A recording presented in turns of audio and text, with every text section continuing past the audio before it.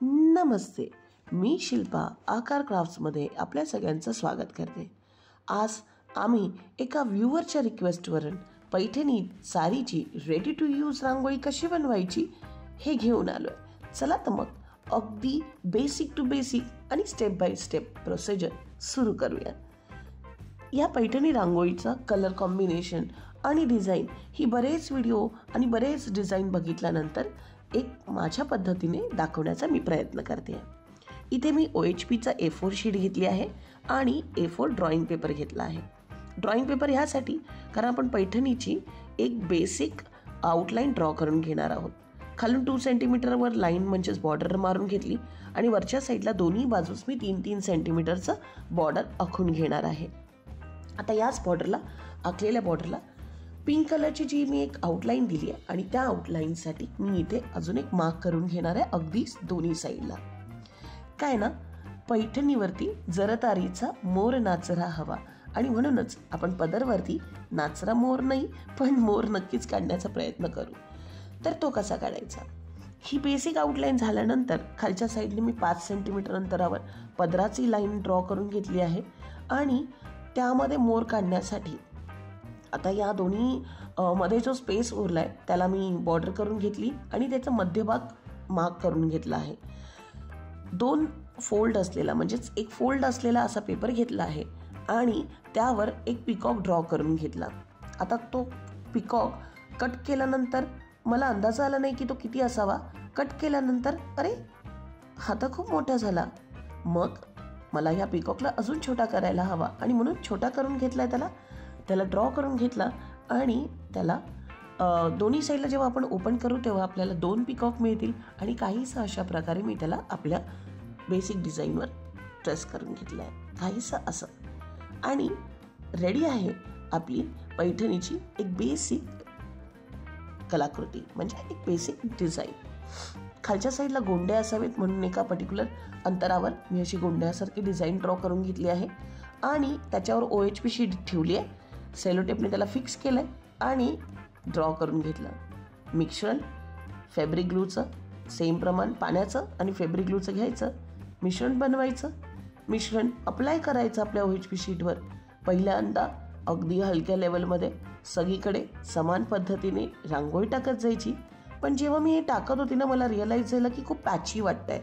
तुम्ही पाहू शकता की पहिल्या लेअरनंतर जेव्हा मी ते झाडते आहे तेव्हा ते खूपच पॅची झालं.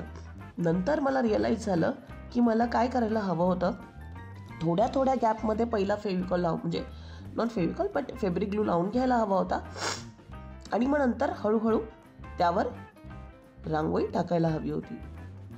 म्हणजे अगदीच पटापट संपवायचं आहे म्हणून पहिल्यांदा बहुतेक मी खूपच घाई केली. पण नंतर माझ्या लक्षात आलं की मला थोड्या भागावर मिश्रण लावून घ्यायचं आहे आणि थोड्या भागावरची रांगोळी त्यावर टाकून घ्यायची आहे. लवकर सुकण्यासाठी मी इथे हेअर ड्रायचा वापर केला होता आणि त्याच पद्धतीने मी इथे येल्लो रांगोळी पण टाकून घेत आहे.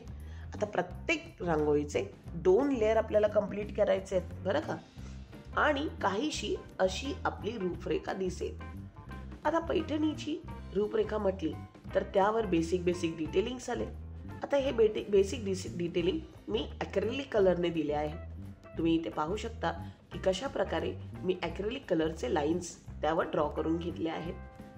आता इथे आपल्याला ॲडिशनल डिझाईनही कलरने करता आली असती पण तसं न करता मी इथे काही मिरर ॲड करते ज्यामुळे एक वेगळा लुक क्रिएट होईल आणि पैठणीवर काही बेसिकचे डिझाईन्स ड्रॉ करून घेतले आहेत. लोटसही इथे तुम्ही ड्रॉ करू शकता छोटे, पण मी इथे फक्त डॉट्स ड्रॉ केलेत.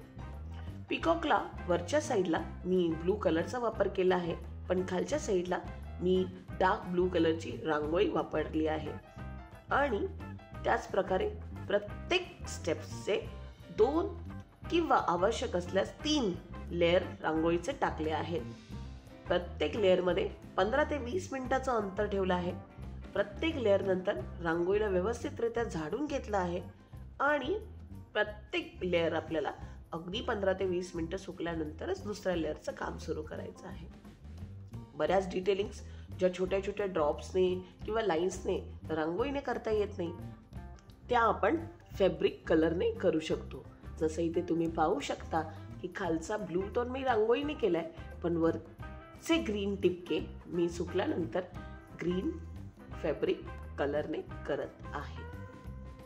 आता इथे तुम्हाला काय काय दक्षता घ्यायची आहे, करताना तुम्हाला काय काय प्रॉब्लेम्स येऊ शकतात. खूप मोठा स्पेस असल्यामुळे तुम्ही जेव्हा काम कराल तेव्हा अगदी पेशन्सफुली करा. या रांगोळीला मॅक्स टू मॅक्स म्हणजे मला लागणारा वेळ होता 4 ते 5 तास. म्हणजे अगदीच मी सुकण्याचा वेळ नाहीच पकडला तरी 4 तास मॅक्स टू मॅक्स मला लागले.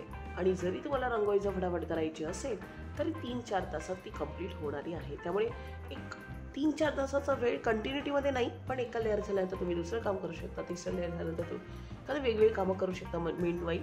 बट तुम्हाला एका कामावर फोकस करायला लागेल. आता हे झाडाचं डिटेलिंगसुद्धा मैत्रिणींनो मी फॅब्रिक कलरने केलं आहे. इथे ब्राऊन कलरचा मला ट्रीचं ट्रंक करायचं होतं, पण आय थिंक मला असं वाटतं की ब्राऊन कलर खूपच डार्क होऊन जाईल डार्क ब्लू बरोबर, आणि म्हणूनच मी इथे ऑरेंज कलरचं ट्रंक केलं आहे. त्यावर छोटी छोटी ग्रीन कलरचे लीफ ड्रॉ करत आहे. मी ज्या पद्धतीने एक्सप्लेन केलंय, जसं तुम्ही मीन वाईल काम करताय, पण तुमची ही जी काम करण्याची जागा अशा ठिकाणी असली पाहिजे घरामध्ये जी रांगोळी काम करताना तुमच्या घरामध्ये ती उडणार नाही, घरातल्या गोष्टींवर ती येणार नाही. कारण रांगोळीचं काम करणं हे थोडं मेसी काम आहे. अगदी सगळ्या कलरनं घेऊन बसणं आणि ते कंप्लीट होईपर्यंत तो पसारा तिथे असणं हे फारच मेसी वर्क आहे. आणि म्हणूनच ज्या ठिकाणी तुम्ही काम कराल ते थोडंसं वेगळ्या साईडला असलं पाहिजे. किंवा दक्षता घ्या की जे तुम्ही काम कराल तेव्हा फॅन ऑन नका ठेवू, जेणेकरून पूर्ण घरभर ती रांगोळी होणार नाही. कारण 1-2दा असा अनुभवही आला आहे की घरातल्या कोणत्याही भागामध्ये गेली तरी रांगोळी सगळीकडे दिसायला लागते आणि मग इरिटेशन होतं. पण तसं न करता तुमचं वर्क प्लेस डिसाईड करा अशा ठिकाणी जिथे रांगोळी पूर्ण घरभर होणार नाही, आणि अगदी हळूहळू पेशन्सफुली तुम्ही ही रांगोळी बनवा. कारण ना एकदा तुम्ही जी मेहनत घ्याल ना मैत्रिणो, ती तुम्हाला वारंवार उपयोगी येणार आहे. ही आपण अशीच्या अशीच बॉक्समध्ये ठेवणार आहोत आणि जेव्हा पण आपल्याला वापरायची असेल तेव्हा नसतं फक्त त्या बॉक्समधून उचलायची, आपल्या दारावर ठेवायची किंवा उंबरठ्यावर ठेवायची, जिथे तुम्हाला रांगोळी काढायची आहे तिथे ठेवायची. ह्याला काहीही होणार नाही. हीच डिझाईन तुम्ही नेहमी वापरू शकता. तुम्हाला आमचा हा व्हिडिओ कसा वाटला, बेसिक टू बेसिक स्टेप्स कशी वाटली आम्हाला कमेंट बॉक्समधून नक्की कळवा. आणि हो, व्हिडिओ आवडला असेल तर लाईक करा, शेअर करा आणि सबस्क्राईब जरूर करा. भेटूया येणाऱ्या व्हिडिओमध्ये अशाच काही भन्नाट आणि वेगळ्या आयडिया बरोबर. तोपर्यंत क्राफ्ट करत राहा, ड्रॉइंग करत राहा आणि रांगोळी जरूर बनवत राहा. धन्यवाद.